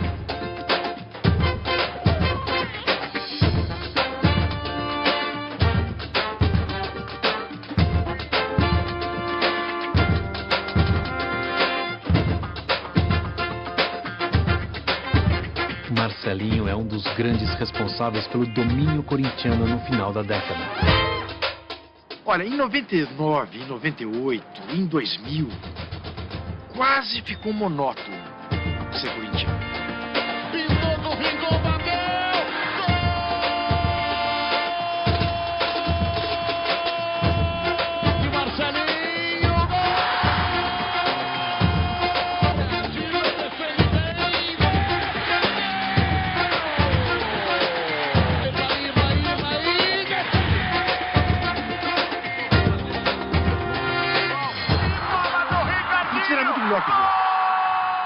Quando foi bicampeão brasileiro, ganhando as duas finais de times mineiros, fizeram de tudo, arbitragens horrorosas contra o Corinthians, e mesmo assim o Corinthians passou por cima e acabou campeão. Sabe, a gente fala, pô, vamos arrebentar hoje, vamos dar show hoje, vamos passar por cima hoje, vamos pra porrada hoje, vamos. Era assim, meu irmão. O Dinei abraçou a causa também e ele veio pra cima, lógico, jogar os seus 20 minutinhos, os 15 minutinhos, que ele mesmo queria jogar 20, ele não queria mais jogar mais do que isso. Ele ajudou muito o Corinthians.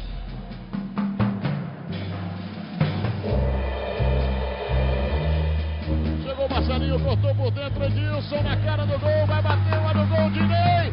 Gol! O pessoal tá recuando, ele agradeceu, olha o gol!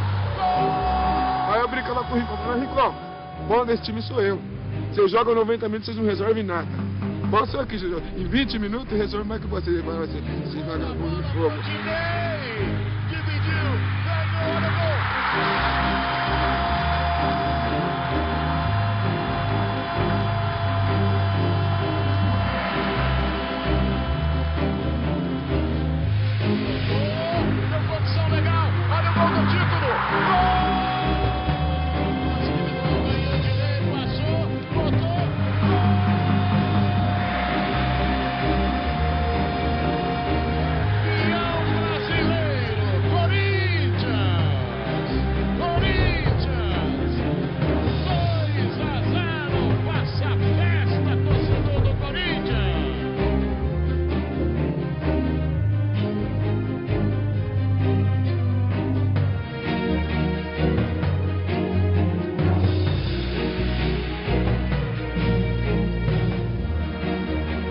Aí nós fomos para a final do Brasileiro com o Atlético, que vinha com o time também certinho, o Guilherme fazendo muitos gols, o Marques voando ali.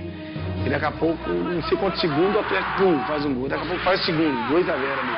2-0 pro Atlético, e 2-1, e 3-1 pro Atlético.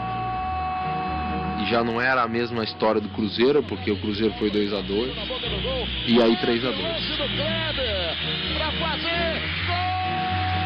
O segundo jogo, uma vitória de 2-0 no Morumbi.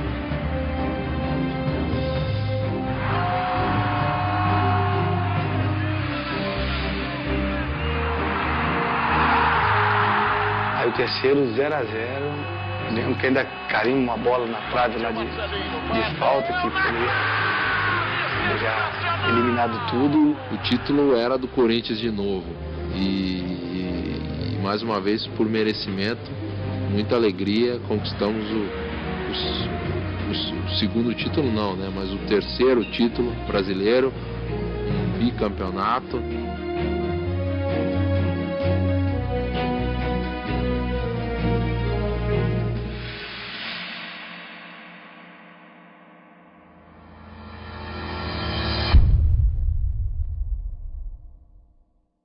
Tava todo mundo muito confiante, né? E foi uma fase linda, né? Eu acho que esse Mundial foi maravilhoso.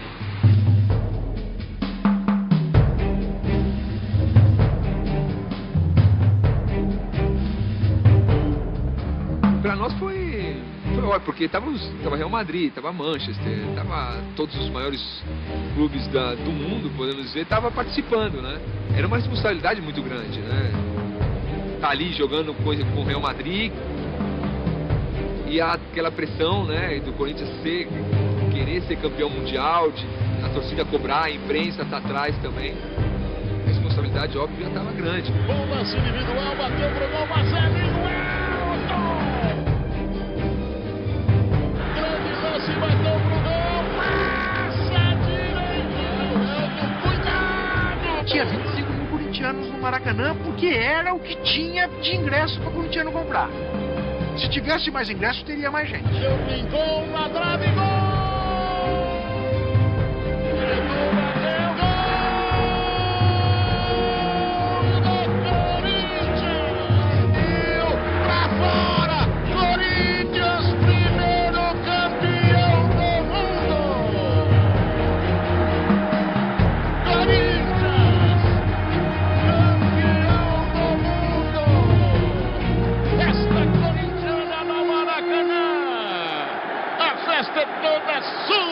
Torcedor do Corinthians. Eu voltei desse jogo, Corinthians e Vasco, num voo em que o comandante pediu lá em cima no céu para a torcida parar de fazer ola porque estava desequilibrando o avião. Tinha um bando de loucos no avião, era só a torcida do Corinthians e fazendo ola no avião. E o comandante entrou pedindo, pelo amor de Deus, para com isso, porque isso aqui é grande, mas não é 2, né? E é isso, é a torcida do Corinthians. Depois de conquistar o mundo, o Corinthians ganha praticamente um título por ano.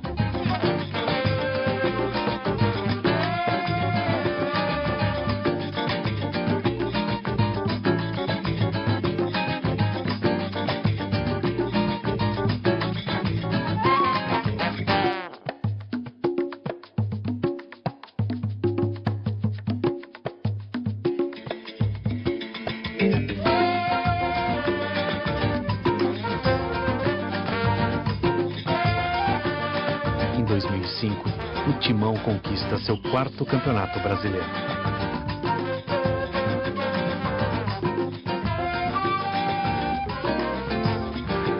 Mas, como ao longo de toda a sua história, mais um grande desafio estava por vir.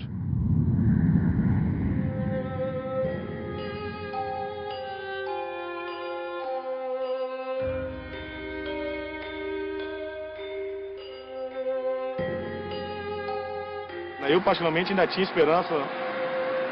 Até a última partida eu fui com esperança que a gente iria escapar, que nem ia acontecer aquilo comigo de novo.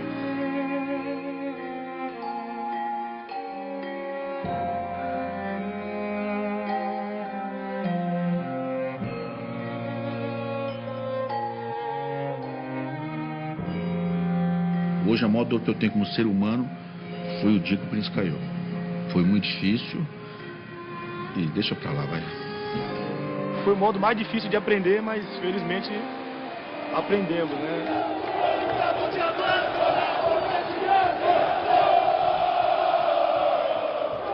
Acho que a partir dali, quando caiu, que a gente realmente falou, pô, o Corinthians está na segunda divisão.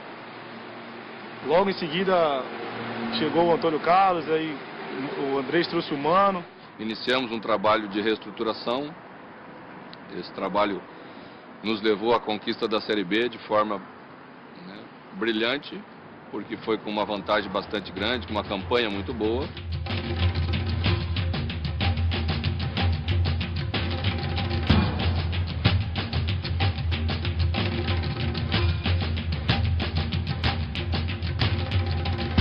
O Coringão voltou.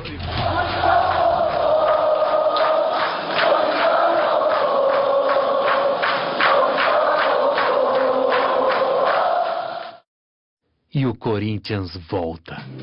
Volta com a força de um dos maiores jogadores de todos os tempos.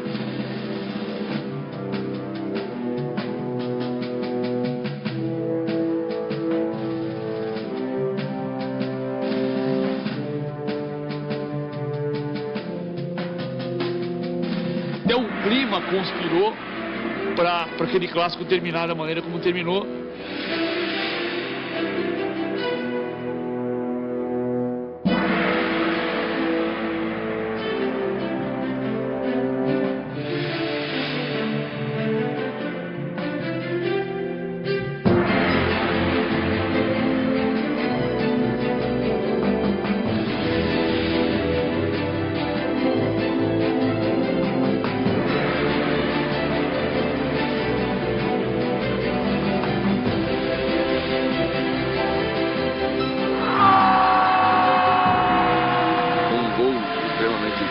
Importante e decisivo, só comprova a sua capacidade de estrela, de vencedor que tem. Eu dizia, tá perto o gol do homem! Tá perto o gol do homem! A marca Corinthians muito forte, a marca Ronaldo é muito forte. Dois guerreiros, dois raçudos, vamos dizer assim, juntos, deu no que deu. Brasil balança! Lançado, partiu depois, pode sair o gol do Ronaldo, pode sair! É dele! É dele! Gol!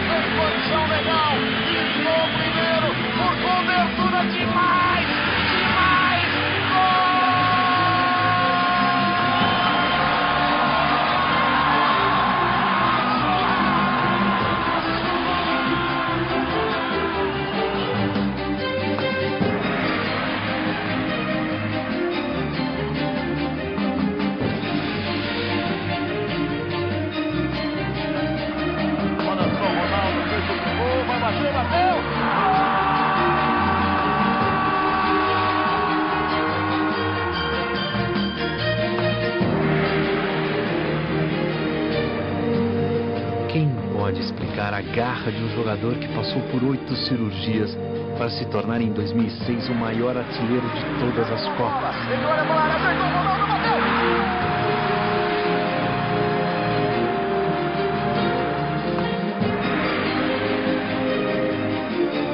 Quem pode explicar esse time que nasceu das mãos de 5 operários para se tornar um verdadeiro fenômeno social, que é eterno? Capaz de renascer a cada dia, a cada jogo, mesmo nos piores momentos. Afinal, o que é o Corinthians? O Corinthians é um pouco a vitória de quem raramente consegue vencer. O Corinthians é uma república dentro do estado de São Paulo. Ali tem um povo, é outra linguagem, é outro idioma, tem outro governo, entendeu? São outros comportamentos, outra religião. Não é preto e branco, velho. é outra coisa. Corinthians é um grande amor da minha vida. Eu não saberia viver sem o Corinthians. Acho que é um povo inteiro, né, que vibra intensamente pela sua glória. Te amo, Corinthians, te amo. É uma paixão inexplicável, né? Não tem explicação. Só quem é mesmo para saber o que é ser corintiano. Como eu amo o Corinthians, meu Deus. É o amor de amante, é o amor de marido, é o amor de filho, é o amor de tudo. É um amor do tamanho do mundo. Gostoso falar o Corinthians. E o amor pelo Corinthians é eterno, né? Não tem como acabar. Eu realmente sou uma pessoa feliz. Feliz de ser corintiano. Graças a Deus, desde que nasci. Posso dizer que a minha vida vai perpetuar o escudo do Corinthians dentro de mim. Tarde de domingo já sei que vou lá pro Pacaembu, o meu Corinthians vou ver. Aquele time que empolga a massa, vencendo cada jogo com vontade e muita raça. Só tem guerreiro nesse meio de campo e nunca tá de bobeira aquele que tá no banco. É tradição de todo o povo paulista, o campeão dos campeões é a favela na pista. Corintiano é o meu coração, sou Gaviões da Fiel, amante do Coringão. Eu faço parte dessa grande nação, sou maloqueiro, sofredor, sou torcedor do Timão. Eternamente eu te amarei, onde tu estiver contigo estarei. Perdendo ou ganhando vou cantar, vim lá do Parque São Jorge, ali é meu lugar. Eu sou Corinthians, corinteiro, sofredor guerreiro, o mais brasileiro. Eu sou Corinthians, em preto e branco, o meu cenário, sou centenário. Eu sou Corinthians, corinteiro, sofredor guerreiro, o mais brasileiro. Eu sou Corinthians, em preto e branco, o meu cenário, sou centenário. Aí, em preto e branco o seu manto sagrado, quem veste sua camisa é abençoado. De longe ouço a torcida cantar, o Todo-Poderoso nos iluminar. O 12º jogador, se o Corinthians joga pode crer que eu vou. São tantas glórias, tantos anos de vida, 1910 no Bom Retiro surgia o alvinegro do meu coração. Doutor, eu não me engano, eu torço é pro Timão. Seja da elite ou seja do povão, aqui bancada numerada é só união. Tipo a estrela de Ronaldo, a garra de Zé Maria, sonho de um garoto que vem da periferia. O gol de Viola, o chute de Basílio, a classe do doutor e a fé de Marcelinho, a explosão de Neto, a habilidade de Zenon. O novo Rivelino é formado no terrão, como Vladimir, muita determinação. O carisma de Matheus, assim se forma um campeão. Eu sou Corinthians, sofredor guerreiro, o mais brasileiro. Eu sou Corinthians, em preto e branco, o meu cenário, sou centenário. Eu sou Corinthians, corinteiro, sofredor guerreiro, o mais brasileiro. Eu sou Corinthians, em preto e branco, o meu cenário, sou centenário. Lê, lê, lê, lê, lê, lê, lê, lê, lê, lê, oh.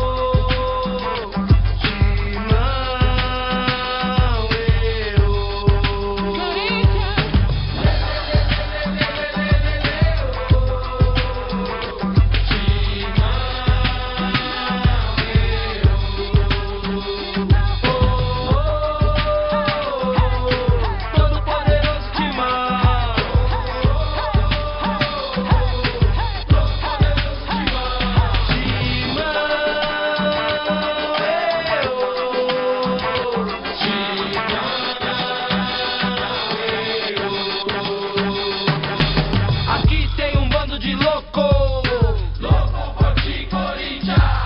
Aqueles que acham que é pouco, eu vivo por ti, Corinthians. Eu sou Corinthians, sofredor guerreiro, o mais brasileiro. Eu sou Corinthians, em preto e branco, o meu cenário, sou centenário. Eu sou Corinthians, sofredor guerreiro, o mais brasileiro. Eu sou Corinthians, em preto e branco, o meu cenário, sou centenário. Tá gravando já? Só falta meus cabelos, rapaz. Que aparece. Você acredita que não sabia que o Paulista cruzava o Augusto? 2 anos morando aqui. Vambora, vai. Se mudasse a mão de direção na rua, ele chegava para ser São Jorge, ele perderia o Corinthians. É mesmo, pai? Tarde de domingo já sei que vou fazer, vou lá pro Pacaembu. O meu Corinthians vou ver. Aquele time que empolga a massa, vencendo cada jogo com vontade e muita raça. Só tem guerreiro nesse meio de campo e nunca tá de bobeira aquele que tá no banco. É tradição de todo o povo paulista, o campeão dos campeões é a favela na pista. Corintiano é o meu coração, sou Gaviões da Fiel, amante do Coringão. Eu faço parte dessa grande nação, sou maloqueiro, sou melhor de São Paulo, é onde eu corto esse cabelinho. Vamos lavar o cabelo primeiro? Só que a torneira era dessa altura, você tinha que colocar isso embaixo. Isso ali é mangueira. Vai ficar de quatro pra lavar a cabeça. Sou Corinthians, em preto e branco, o meu cenário, sou centenário, sou Corinthians. Corinteiro, sofredor guerreiro, o mais brasileiro. Sou Corinthians, em preto e branco, o meu cenário, sou centenário. Aí. Ganhamos do Palestra, nosso velho freguês nacional. É que nem eu falo muito para os amigos da seleção. É melhor você ter torcendo com sua favor do que contra. Mas por quê? Porque eles são muitos. Ser católico e corintiano. Não é isso. O alvinegro do meu coração, doutor, eu não me engano, eu torço pro timão. Foi, do povão, aqui bancada numerada é só união. Tipo a estrela de Maria, vai ver uma musiquinha, caralho. Ele sabia colorando, não sabia?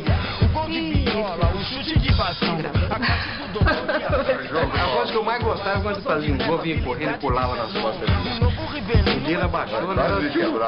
Pouca de mim, muita determinação, um carisma de Mateus, assim se for um campeão. Eu sou Corinthians. Sou Corinthians, em preto e branco, o meu cenário. Dá uma fralda pra ele. Sou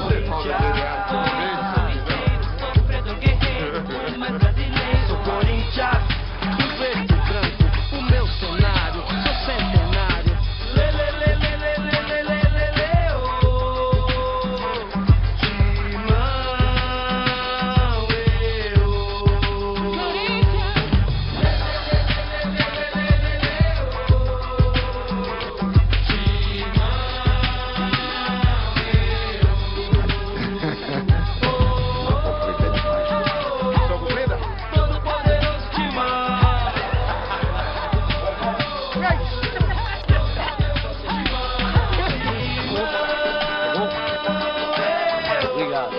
Legal é que eu tô liberado.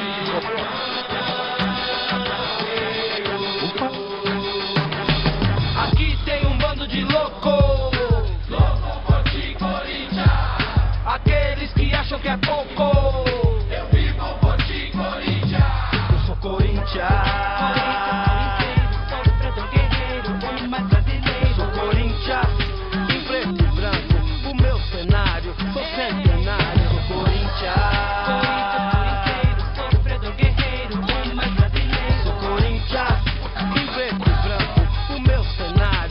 Centenário, Nepe Amilcar, Tupi, Gané e Deodébio, Jango, Brandão e Dino, Cláudio, Luizinho e Baltazar, Gilmar, Rincon, Gamarra, Givanildo, Geraldão, Tupanzinho, Ataliba, Ezequiel, Garrincha, Domingos da Guia, Ado, Balinha, Birubiru e Teves.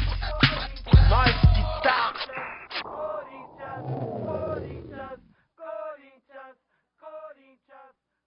Vamos gritar Corinthians!